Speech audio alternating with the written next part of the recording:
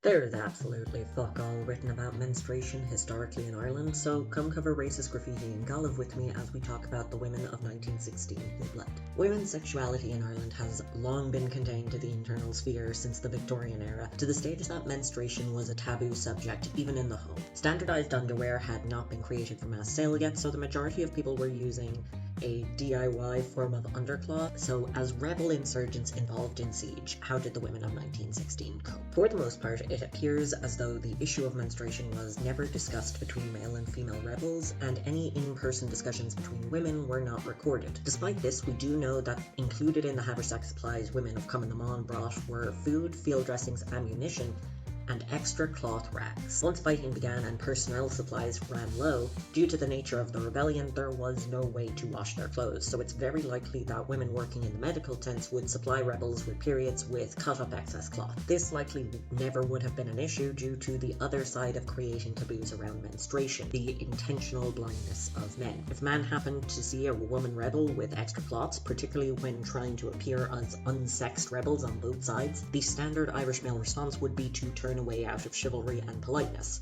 or to ask your mates who very quickly shut you up because they also didn't want to talk about that type of blood. However, in the majority of cases, excess cloths were assumed to be medical waste or kitchen cleanup material, particularly when women of all societies that have tabooed the period learn quickly how to surreptitiously dispose of any bloody cloths, and when most men were ambivalent to women fighting as opposed to for or against, women rebels did not want to run the risk of requesting special accommodations. Following suppression of the rising, 70 women were arrested and confined largely to Kilmainham Jail, where British jailers initially refused to allow women to leave their cells to use the toilet or wash. Prisoners were not supplied any clean clothing or wound coverings, let alone sanitary equipment.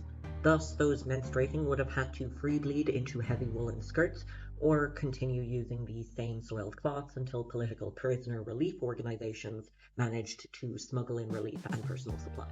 It was not until June 17, 1917 that Constance Markievicz, the final woman rebel released from British prisons, was freed, leaving no room to doubt the fact that menstruation was a problem that had to be dealt with by the 1916 rebels. On that note, Sisters for Gaza is a group of women in the US, Ramallah and Palestine doing all that they can to people who menstruate can get access to the menstrual care items that they need. 100% of donations go to the kits. This team really needs money, so if you are seeing this, please go and donate. I have the link in my bio. If you can't donate, please hit all the buttons on screen, follow, and share this with someone who is in a position to donate. I'm Elliot, the Old Irish historian, and I hope to see you again.